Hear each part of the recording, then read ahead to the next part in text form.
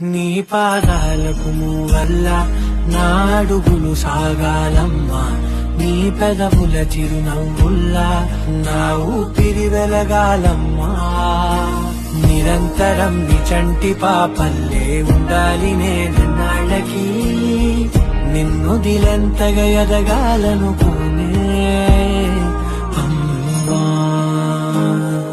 అణువణువణు నీ కొలువే అమ్మా,